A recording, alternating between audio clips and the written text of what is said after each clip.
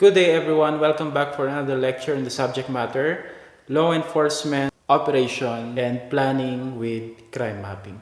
In today's lecture, we will be discussing about the PNP operational procedure.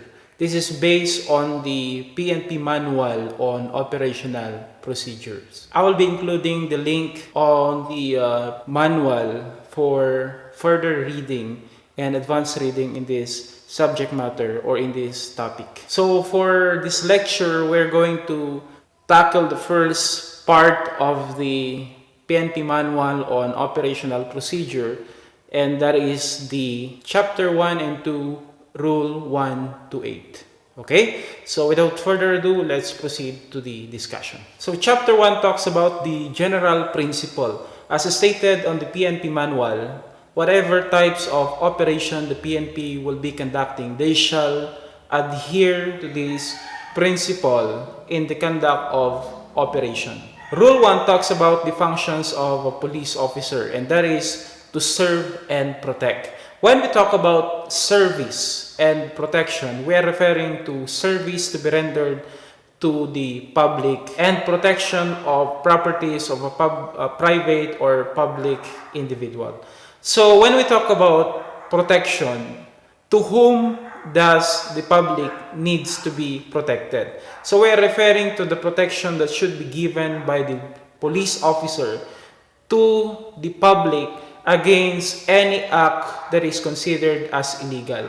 And the same as true with regards to properties. The properties owned by a private person or a public individual shall also be protected by the police officer against any kind of act that would damage or cause destruction to that mentioned properties. So we are talking about the protection of an individual against illegal activities or any sort of activities. Another function of a police officer is to protect the human rights of an individual.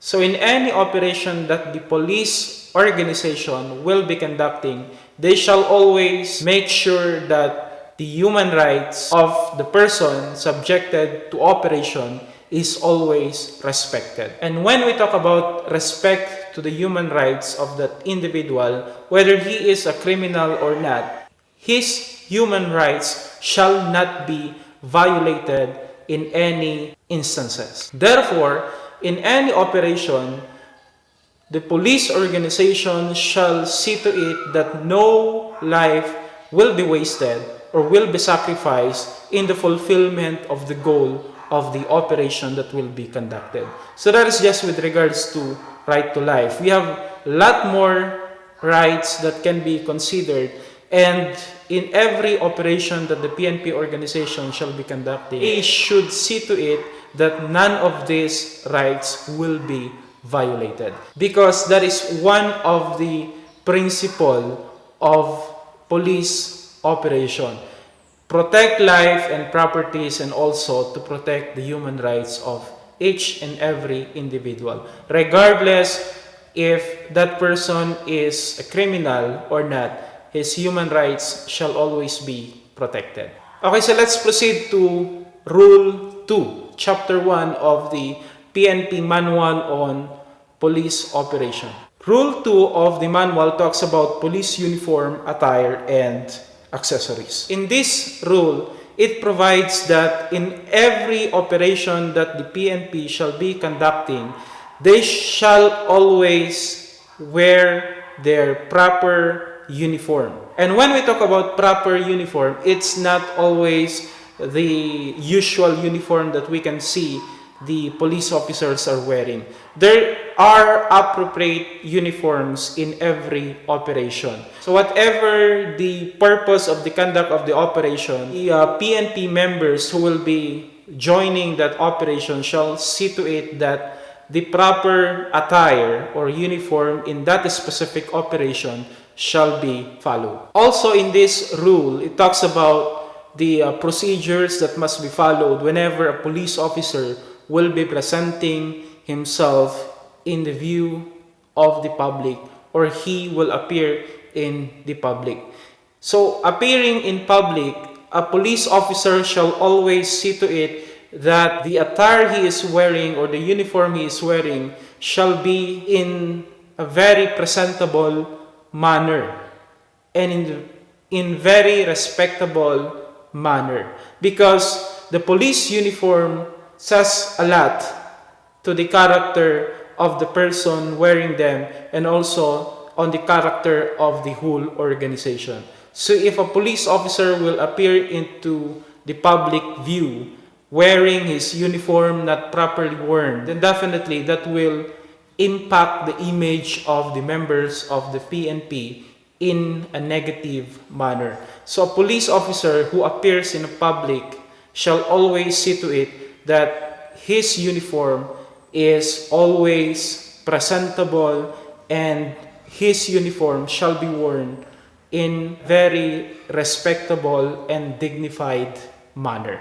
Another part of the Rule 2 talks about the police officer's accessories. So, a police officer, while doing his job, whether that is in patrol, foot patrol or not, shall always carry a police notebook, a pen, and a Miranda card in case there will be an arrest that must be done while he is patrolling. So, the purpose of carrying police notebook and a pen is to take note of the possible important events that will transpire while he is conducting patrol. So aside from his overall appearance and uniform, a police officer also carries this accessory that I mentioned just in case there will be some incidents that those things will be needed. Another part of the Rule 2 talks about accessory. So a police officer must always carry a non-lethal weapon with him whenever he is doing patrol works and so on. But based on what we have observed today, a police officer who will be conducting patrol actually carries what we call a lethal weapon. So when we talk about non-lethal weapon, we are talking about possibly the use of stun gun, pepper spray, and we have the baton. Another part of the Rule 2 talks about the accessory. So, as you can see, the major accessory that a police officer will be carrying is his or her firearm. So, but then when we are going to look into the standard procedure based on the PNP Manual, it says there that a police officer while doing his duty shall always carry a non-lethal weapon. I don't know the justification for this, but maybe because we are living in a dangerous society, that's why maybe the best or the suited weapon that the police officer should be carrying are their firearms. But then, based on the manual, it says it should be a non-lethal weapon. Why non-lethal weapon? We go back to the principle, the general principle of police operation. Respect for human rights. So when we talk about respect for human rights, we don't intend to kill or to harm someone while we are doing or conducting the operation. That is why under the manual it says there that a police officer, as part of his or her accessory, shall always carry a non-lethal weapon. If that would be the case, then maybe it will make more the PNP less intimidating, but then it will make them more approachable in a way that they're less intimidating to the public. But I guess that's the purpose of having a police officer, to intimidate the public to behave or to conduct properly, or if not, they will be subjected to some sort of, punishment. Okay, so let's proceed to Rule 3. We have here the categories of police operations. In this category, we have at least 7 types of police operations. So we're going to discuss them one by one. So first category is we have public safety operation. So when we talk about public safety operations, this refers to operations that are conducted in order to maintain public safety, such as rescue operation, retrieval operation, earthquake drills, fire drills, and many other type of drills, and many other types of drills. The aim for public safety operation is to promote a safe environment for everyone living in the society. So that is police safety operation. Let's proceed to the second category of police operation, and that is law enforcement operation. So when we talk about law enforcement operation, these are the types of operation that are conducted in order to enforce the laws of the land. So we have here arrest, search and serving arrest, anti-illegal drug operation, and many more operation I will be putting above. Okay, so those things you can see on my presentation are some of the operations that they are conducting that we can classify as law enforcement operation. As you can see, they are conducted in order to enforce the laws of the land. So they are known to be law enforcement operations. Okay? Another classification of police operation is the internal security operation. So when we talk about internal security, it refers to the security of the country, the inside. Because as a country, we need to deal with enemies coming from the outside and the inside.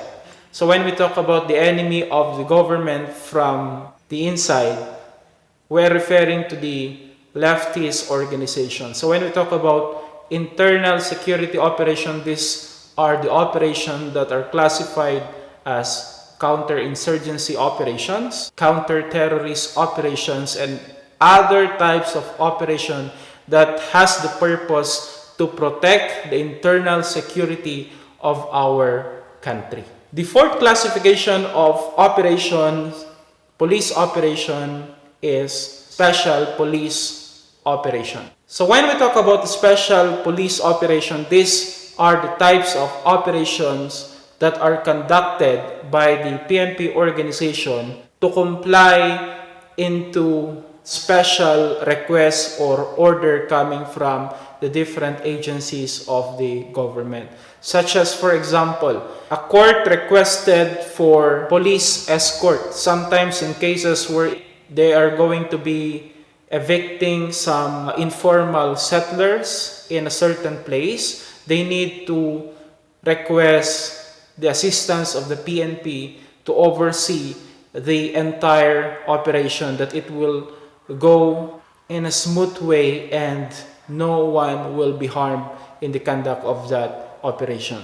So the PNP will respond by deploying some of their personnel to go into that operation. And because of that, the PNP also provides a standard operating procedures for these cases. Another types of special operations are those types of operations that are conducted in order to maintain or to supervise the conduct of protests. We call that the civil disturbance operations.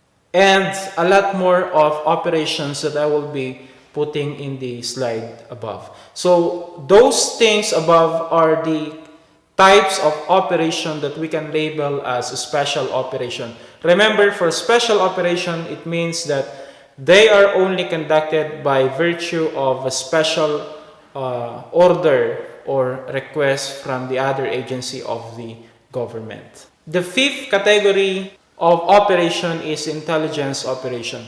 So intelligence operation is also very important, since we know the value of information or having a lot of information, especially against your enemy. We discussed that in principles of planning, that information is very important in every operation.